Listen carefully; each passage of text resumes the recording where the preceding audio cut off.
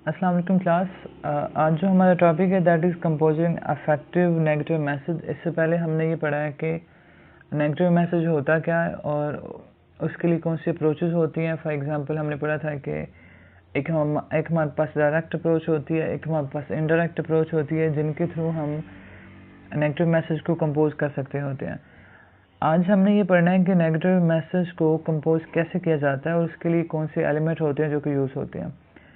सबसे पहले जो हमारे पास एलिमेंट होते हैं एक बैड न्यूज़ में या फिर नेगेटिव मैसेज में, पहला एलिमेंट हमारे पास बफर होता है, the second one is reason and after this we have bad news, the fourth and the last one is closing. ये चार एलिमेंट होते हैं जिनको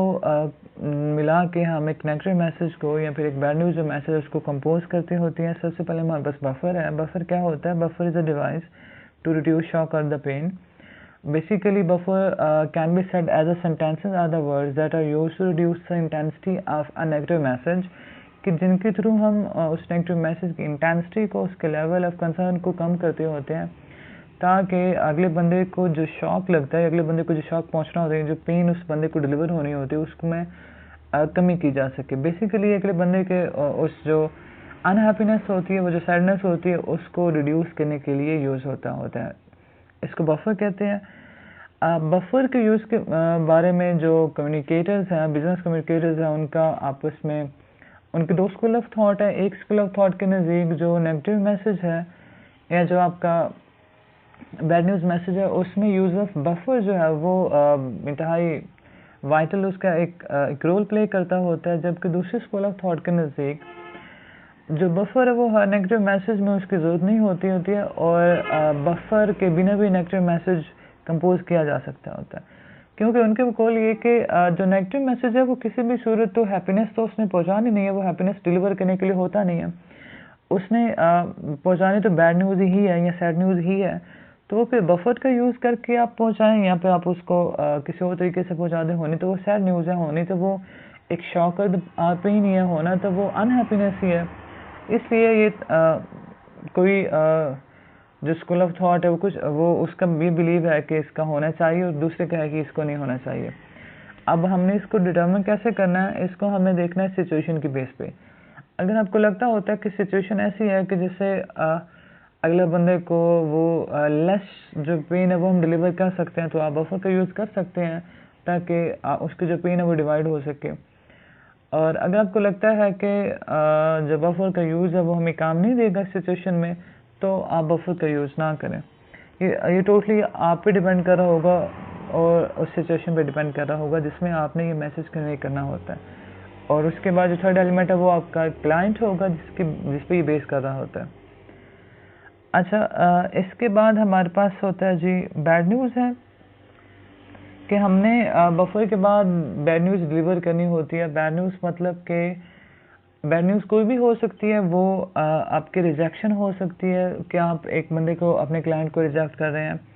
वो किसी का प्रपोजल की रिजेक्शन हो सकती है, कोई प्रपोजल आया था आपके पास, आप उसको एक्सेप्ट नहीं कर रहे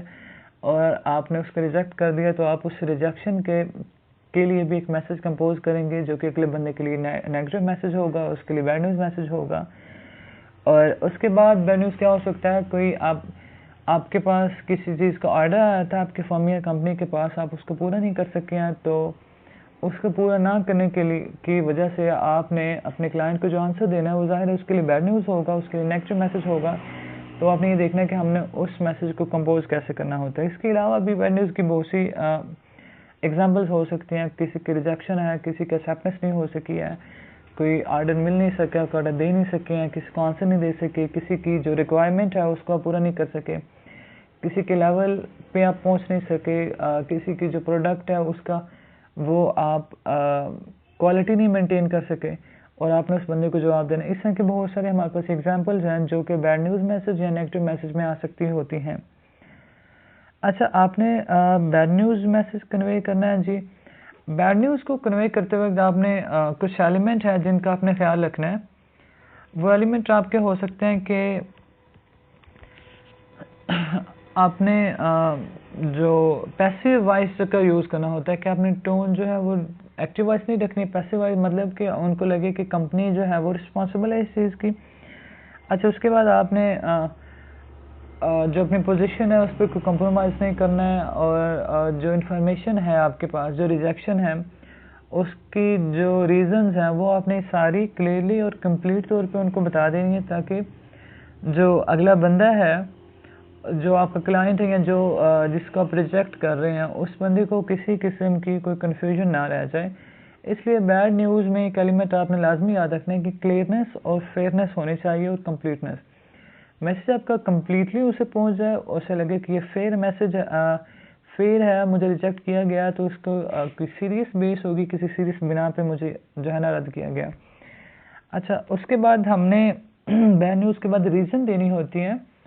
कि अगर तो आपको रिजेक्ट किया गया है, या फिर अगर हमने ये प्रोडक्ट नहीं सेल कर सके हैं, अगर हम आपके लेवल तक नहीं पहुंच सके, अगर हम आपकी क्वालिटी को मेंटेन नहीं कर सके हैं, या हम आपके प्रपोजल को एक्सेप्ट नहीं कर सके हैं, तो क्यों हम नहीं उसको कर सके, यहाँ पे हम अगर रिजेक्ट कर रहे हैं तो हम आपको क्यों रिजेक्ट कर रहे हैं। इन सिंपल वर्ड्स कि आप जो रिजेक्शन दे रहे हैं अगले बंदे को, जो आप अगले बंदे को नेगेटिव मैसेज कन्वे कर रहे हैं, आपने उसकी जो रीज़न है वो लाजमी कंपोज करनी है कि इस वजह से हमने आपको आपकी सिलेक्शन नहीं कर सके, और इस वजह से हमें आपको रिजेक्ट करना पड़ा है। इस दौरान आपने क्या करना है, आपने जो उसके रीज़न्स हैं वो क्लियरली उनको बता देनी है कि अच्छा ये रीज़न हो सकती है, ये हमारी पॉलिसी है, और ये आपका लेवल था, आप इस पॉलिसी को टच नहीं कर सके हैं, जिसकी वजह से हम आपको रिजेक्ट कर रहे हैं। अच्छा, इस दौरान आपने कंपनी की जो पॉलिसी है उसको भी वाज़ह कर देना है, ताकि अगले बंदे को ये रियलाइज़ हो जाए कि मुझे रिजेक्ट करने वाला ये बंदा नहीं है, बल्कि कंपनी की वो पॉलिसी है जिसको मैं टच नहीं कर सका। और उसको ये भी जो है एक आइडिया ना रहे, या उसकी ज़हन में ये भी एक बात ना आए कि मेरे साथ मेरे जो मैसेज है या मेरा जो प्रपोज़ल था उसको सीरियस होके देखा नहीं गया, या उसको फेयर होके देखा नहीं गया। तो अपनी कंपनी की पॉलिसी वाज़ह कर देनी है, या आप इस कंपनी की पॉलिसी तक पहुंच नहीं सकते थे जिसकी वजह से हमने आपका ऑर्डर डिलीवर नहीं किया, हम आपको रिजेक्ट कर रहे हैं, या इसलिए हमने ये क्वालिटी मेंटेन नहीं की है। अच्छा, इसके बाद क्या होता है जी, आपने एक्सप्लेनेशन दे देनी है हर चीज़ की उन्हें, जिसके ऐसी कौन सी वजह थी जिसकी वजह से हम आपके ऑर्डर को या हम आपकी बात को एक्सेप्ट नहीं कर सके, वगैरह वगैरह। उसके बाद क्या होता है जी, आपने रीज़न देते वक्त पॉजिटिव रहना है, पॉजिटिव वर्ड्स का यूज़ करना होता है, ताकि अगले बंदे को एक तो यकीन आ जाए, और दूसरा ये है कि वो उसको जो एक सैडनेस मिलती है उसमें कमी आ सके। पॉजिटिव वर्ड का मतलब होता है कि आपने अगले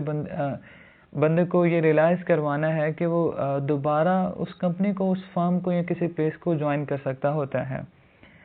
अच्छा, उसके बाद रीज़न्स में आपने एविडेंस भी दे देने हैं। अगर आपके पास कुछ एविडेंस है जिनकी वजह से आप वो मैसेज कन्वे कर रहे हैं या आप उस चीज़ को रिजेक्ट कर रहे हैं, तो आपने वो एविडेंस जो है, वो जो फैक्ट हैं, वो अपने अगले बंदे को वहाँ एडअप कर देने हैं। इसके बाद हमारे पास जो लास्ट चीज़ आती है वो होती है क्लोजिंग, के हमने क्लोजिंग एक नेगेटिव मैसेज की कैसे करनी होती है। क्लोजिंग में आपने हमेशा जो नेगेटिव मैसेज है उसमें पॉजिटिव वर्ड्स का यूज़ करना होता है। पॉजिटिव वर्ड्स का मतलब कि अगले बंदे को होप शो करनी होती है कि अच्छा, अगर आप इस दफ़ा नहीं कर सके तो नेक्स्ट टाइम हो जाएगा, या अगर हम इस दफ़ा आपको रिजेक्ट कर रहे हैं, या हम इस दफ़ा अगर आपके ऑर्डर तक नहीं पहुंच सके तो हम नेक्स्ट टाइम आपके ऑर्डर को फुलफ़िल कर देंगे। तो अपने क्लाइंट के लिए, अपनी कंपनी के इमेज को बिल्ड करने के लिए, और अपनी पोजीशन को बिल्ड करने के लिए, एस्टैब्लिश करने के लिए, उसको मेंटेन करने के लिए, अपनी कंपनी के इमेज को मेंटेन करने के लिए आपने पॉजिटिव वर्ड्स यूज़ करने होते हैं और होप शो करनी होती है, ताकि आपका और आपके क्लाइंट का जो रिलेशन है वो एस्टैब्लिश रह सके, उसमें किसी किस्म की कुछ ऐसा ब्रेकअप जो है वो ना हो जाए। और उसके बाद आपने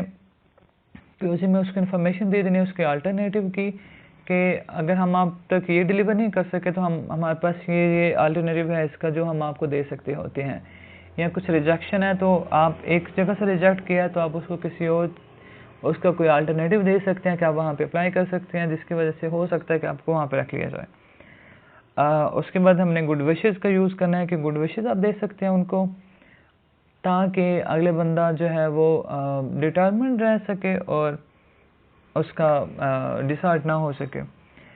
अच्छा, उसके बाद है फ्री वाइज के आप अगले बंदे को, जो आपका क्लाइंट है जिसको आपने मैसेज देना है, उसका